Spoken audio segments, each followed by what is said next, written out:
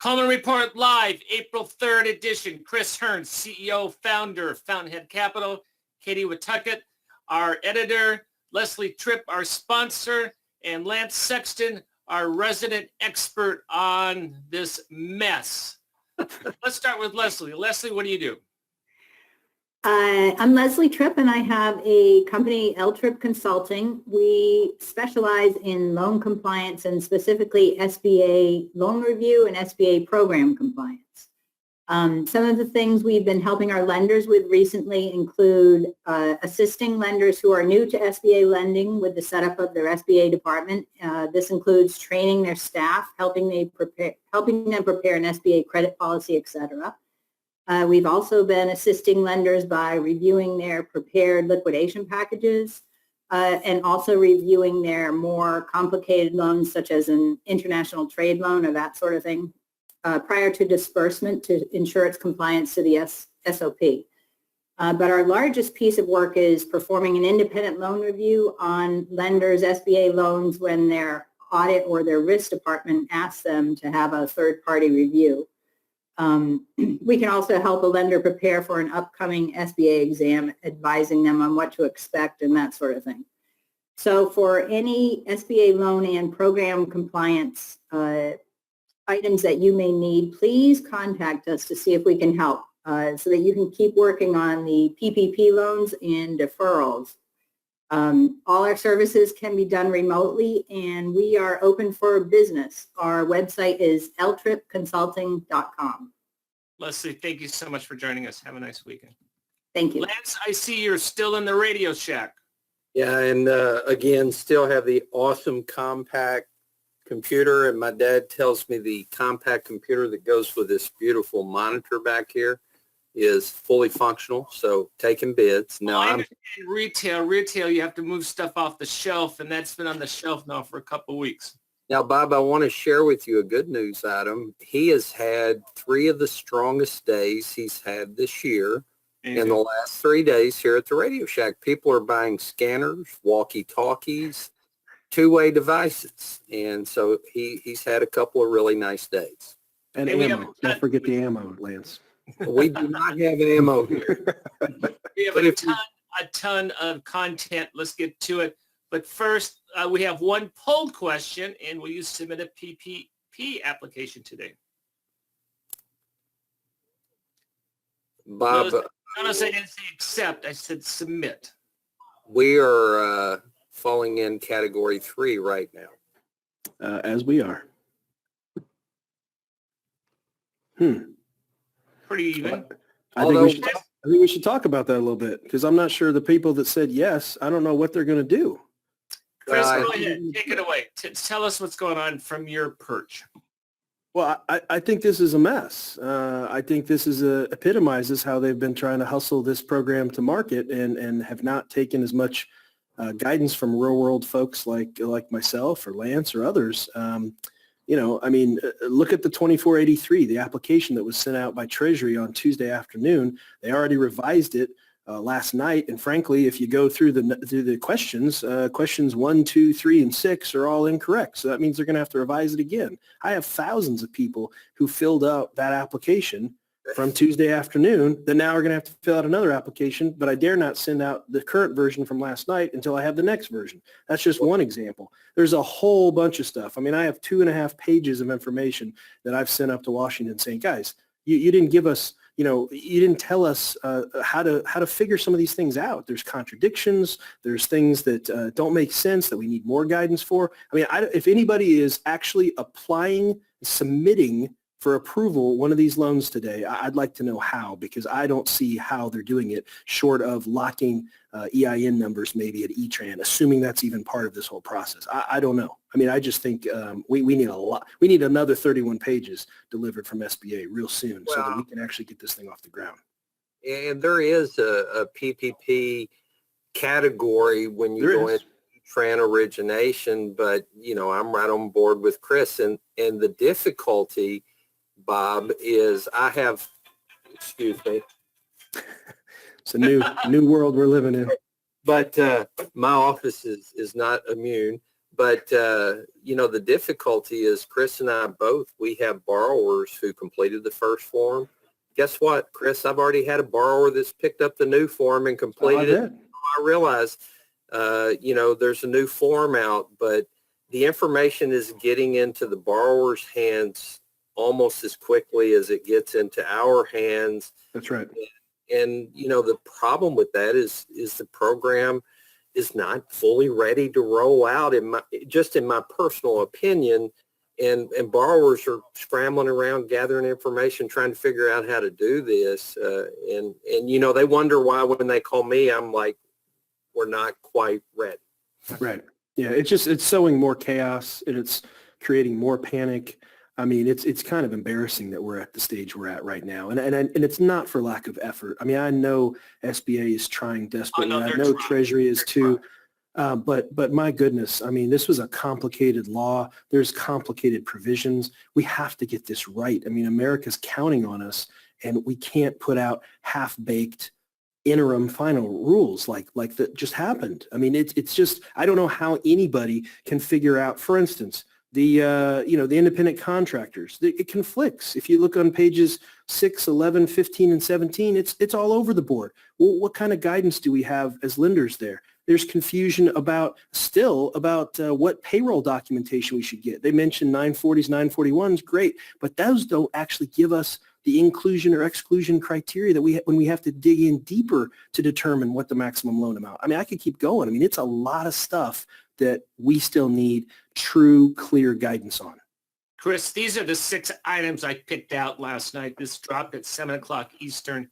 Mm-hmm. I'd like you to comment on each of them. First of all, hey, interest rates doubled from 0.5% to 1%. Is that going to help? No. What is 50 basis points? They backed themselves in a corner. No, I understand, but it's still only 50 basis points, Bob. Right. But they backed themselves in a corner when they went from what should have been prime 275. Then they went to max of 4, and now they went to half, and now they went back up to 1. I don't know. Maybe 36 hours from now they'll go to 2. Maybe that'll double again to 4. I mean, who knows? I know that was an appeasement for maybe some of the bigger banks who might attempt to try and carry some of this paper on their balance sheet for, up to a certain dollar amount. But I just, it's insignificant. It doesn't matter. I'd rather them spend more time figuring out how they're going to actually move this paper off the balance sheets of lenders so that those lenders actually can make more of these loans and save more businesses. Well, that's what they should spend their time on.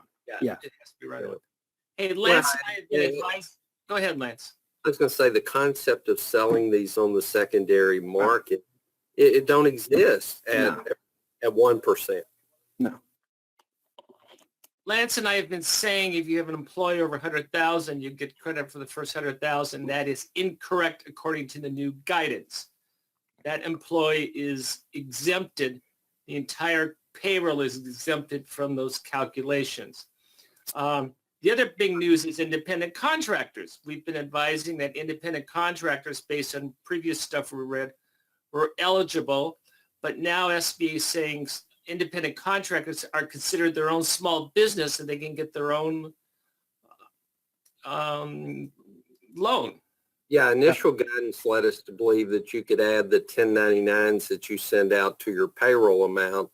And now we're being told that those individuals who receive the 1099s instead have to apply for the payroll protection program, which, Bob, most of these people that get a 1099, they're not applying. No. And those people, the payroll protection program was intended to help employers keep people working.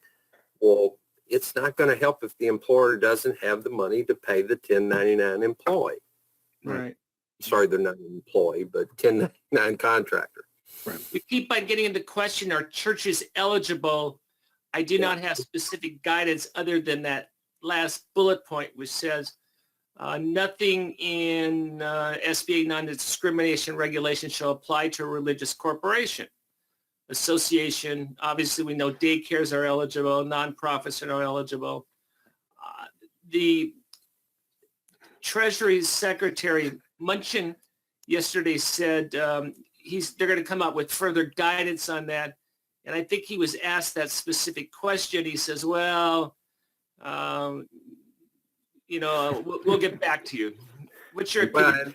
Which is our point, right? Are you pausing to explain that? Him not really sure? How's a lender supposed to make a decision on that right now? And the lenders, I know what they said last night, that maybe they're not going to hold us accountable so long as we're following the rules as they come out. But the reality is, of course, they're going to hold us accountable, which is why you don't see any lenders right now saying, oh, yeah, we're approving these and we're cranking up the printing presses, so to speak, and we're doing these loans. No, anybody who's prudent at all is going to say, wait, slow down. I haven't had a chance to read it, but the Inspector General came out with a white paper this morning, basically saying be careful. So yeah, we'll I bet. I mean, the content is coming in fast and furious. Hey, I want to go to the next slide because I've gotten a lot of questions on this. Oh, there's the new borrower application. It is in your dashboard. Chris, what's the main difference on this than the old one? Do you know? Oh, they added some sections. They added some questions from versus what Treasury. As I said, those questions 1, 2, 3, and 6. I know what they meant to say, which is anybody with a 20% or more ownership. But the problem is right now it says any owner. So if you have a company that has a lot of different percentage owners, and JoJo had a record that he never told you about from 30 years ago, you're certifying as the business owner that, none of these things apply, and that's going to get you in trouble. So I think it's just little examples like that they just didn't think this stuff through, which is why this will be a dated all I keep version as seeing well. is these regulations and these forms growing and growing and growing, and that's going away with the intent of blasting money out to Main Street. Well, and it also adds friction to the process, which means it'll add time to the process. So, this fantasy about same-day funding, the more that SBA comes out with more stuff to what we like approaching what we normally would do in terms of the verifications on a 7A, let's call it. It's going to slow this process down, and I don't know how you're going to be doing these things in under a day. I really don't. Well, and this slide that we have here is interesting. Right now, and this is what I tell borrowers, if you've got somebody that's a delegated lender with access to cap access, they'll be able to process loans as soon as their institution is ready. But the language that says all these other types of lenders who are not currently doing SBA lending, the problem I run into, Bob, is I have borrowers that go to XYZ Bank that's never done an SBA loan. They're being told, yeah, we're going to do it. We're going to process it on Friday. They can't even get into Capital Access Financial System. Yeah, right. How are they going to process it? And, the borrower saying, why can they do it and you're a preferred lender and you can't? Well, the answer is they cannot do it. There's so much misinformation in the public spectrum right now that it really causes problems for guys like Chris and I, our institutions who are trying to do this the right way. That's right. Yeah, and I know SBA is sheltering in place, so you have their entire ID department working at home. I don't know if they have access to the computers. I don't know how they're responding to this stuff. Lance, do you have any inside baseball? SBA can function pretty well. I was part of the rollout of telework at SBA, so they can function pretty well not being in their offices. But it's still, I've worked now for 3 weeks in the Radio Shack store. Can I do everything that I need to do? The answer is no. Yeah, I work fairly efficiently and end up working longer hours to accomplish the same task, but it's not like being in the office, and that's the same thing. I was listening to the administrator talking about all the people that SBA is going to hire, and I've been telling my friends that, SBA is going to have to hire a lot of term employees as a part of this process.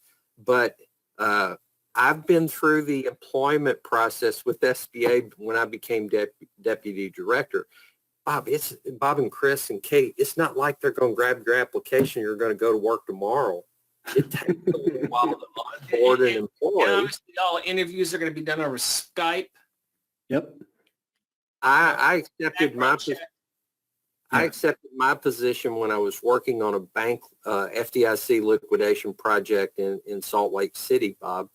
I continued to work for another 45 days before I was able to move on and work for SBA. So I'm sure it's more efficient now, but I'm just, they're going to need a ton of employees, and that employment process, they're not going to suddenly add a bunch of employees by April 15th.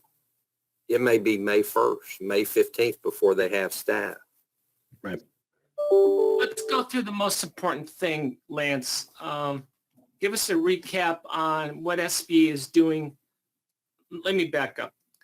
There's 3 ways to go to help your borrower. One is PPP, which supposedly is quickly.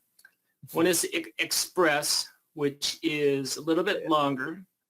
But the third one, which is very attractive, well, also for Express, is traditional 7A. Now, none of the rules have changed for traditional 7A. You still need affiliate, credit elsewhere, et cetera, et cetera.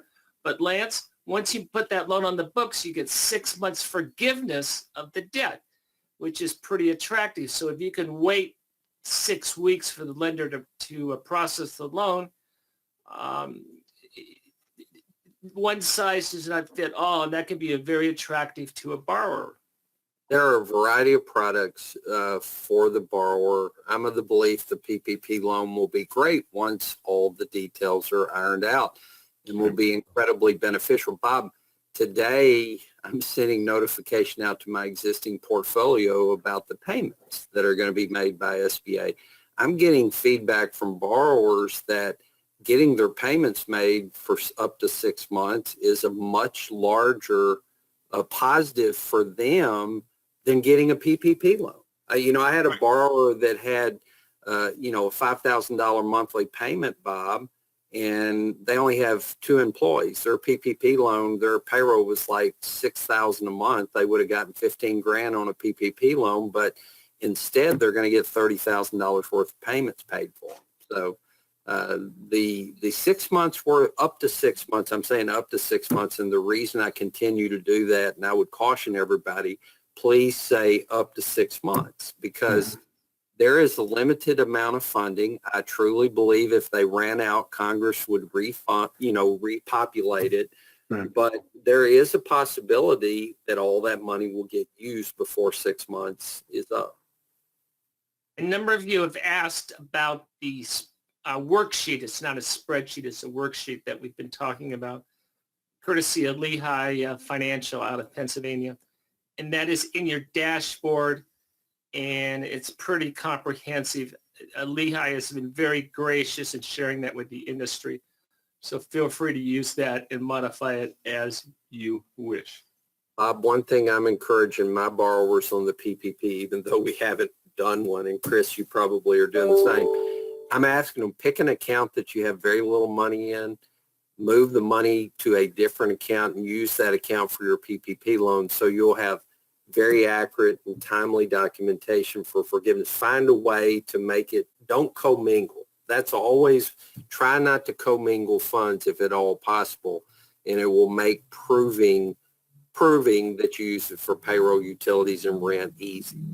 Right. Chris, where do we go from here? I don't know. We need to fix some things, and it needs to happen fast. If they want the money on the street, let's call it by Monday. Then they need to be working overtime this weekend and they need to listen to people from the industry who have some real world perspective, who understand the implications of certain things, and we can make this better. We can make this function, and we can help save these businesses. But if they're just going to stay in their little remote ivory towers, whatever they're doing, it's going to be a problem. It's already unfortunately impacting SBA's reputation, I think. And I think some of this also, the blame should probably lie with Treasury, because I know Treasury's seemingly guiding this ship a little bit. But Yeah. we gotta be prudent. We gotta be reasonable. We got to be thoughtful about these things. What we got last night was not acceptable. Yeah, if you had to pick 3 things to solve this issue, what would you pick? 3 things. I would make sure that I had that liquidity mechanism in place so that the funds can be recycled and help all lenders in this regard to participate. I would clean up. That hasn't been addressed at all, correct? Not really, and I've been banging the table for over a week on it and giving them exact guidance on what they could do. I think they have to settle on a form that's been thought out. If that's going to be the application, then by God, let's go with that and let's stop changing it and moving it around. And I think the third thing I would do is I would absolutely give the lending community the exact type of documentation they need. Give them options of what they need to verify payroll costs to go into the maximum loan amount. If I had to pick only three things, those are the three things I would do in that order. I got an email from a chief lending officer, and he asked me, he said, I'm really concerned. What do I have to do as the lender to verify these payroll costs? And I say, you don't have to do anything. The borrower is certifying these numbers correct. Is that a correct answer, guys? I think that's Yes. a partial answer. Yeah. I think that's a partial answer. Right. Look, the We'll lender's give going to the have clients. to, yeah, I mean, yes, the borrower is certifying, okay, under whatever federal penalties they'd have. But the lender has to make the determination on the maximum loan amount. And as I said, 940, 941 forms don't have as much granular detail so that we can understand exactly what the inclusions or exclusions are. You know, for instance, state and local tax, that's not going to be on a 941, okay? You know, what else? Your health, what you paid for your health benefits. I don't think that's on a 941 the last time I checked. I mean, there's just a lot of stuff. This whole issue about 1099s, you know, what do we do there? How do we, you know, how about part-time employees? Do we give you a partial credit towards the maximum 500 or do we not? I mean, there's a lot of things right there that's so fundamental to try and create the loan amount that we still don't have guidance for. Very good. Very good. They almost would have been better off, guys, Waiting. figuring out how many small businesses there are, taking 349 billion, dividing it and sending everybody a check like they are. Like they did to General Motors. That's what they did. Yeah. To General Motors. And I would I don't know if I agree with that No, entirely, but being facetious. I know you're saying it in jest, but I think if they just would have given themselves a couple more days, Yeah. I don't think we'd have this situation happening because I got people literally all day yesterday. Oh, you guys are ready tomorrow, right? I'm going to get my money tomorrow. Whoa. That's not what we said. I know that's what you hear on TV with certain people saying it, but that doesn't mean that's going to happen in the real world. And so now we're messaging people to, again, talk them off the ledge, calm them down, tell them, no, we're not being nasty bankers. We just frankly have to do this responsibly. You as a taxpayer want us to do this responsibly. SBA wants us to do this responsibly. I'm not sure a lot of other people understand that kind of responsibility, but that's what we're being tasked with, and we have to do it right. Next Monday, Lance and I are going to do your questions, our answers. Lance, I don't even know if I'm ready for that. Chris, you need to come help me. I don't think anybody's ready for it right now. I think you might be rescheduling. We're gonna do the best we can, and we're gonna consolidate all the questions. We're just gonna spend the entire show on that. Katie, we didn't bring you into the conversation. Do you have anything to add? You want me to talk about fraud on Monday, or you want me to do that today? You got 1 minute. Go. Oh, well, this is going to be a fast one then. So Barbara Mason, who was a French restaurant owner, she photoshopped bank statements and a second mortgage and submitted it to about 9 different institutions to try to get a loan. It wasn't a huge loan. It was about $500,000 or so. The banks or the lending institutions figured out that this maybe isn't correct because all of the negative bank statements were coming back as positive bank statements, and she had flipped the numbers around. So she impersonated a bank officer at her bank to say, no, that was correct. She created a fake email saying that she was this bank officer, and they ended up dispersing the loan. A couple months later, she stole a client's credit card and charged about $80,000 on that credit card, and came back and tried to give them checks to say, no, this was not right. Those checks all bounced. And of course, they ended up having to file bankruptcy. And when she filed bankruptcy, she gave her bankruptcy attorney fake documents again. This is why they have to get this right. That's a Yeah, great example of why we have to get this correct from the beginning on PPP loans. Hey, As we Chris, said, this is if going to we be the don't- Katie Kentucky Full Employment Act. yeah, exactly, Bob. If we don't get this right, Katie's going to have enough Fraud Friday information for 10 years.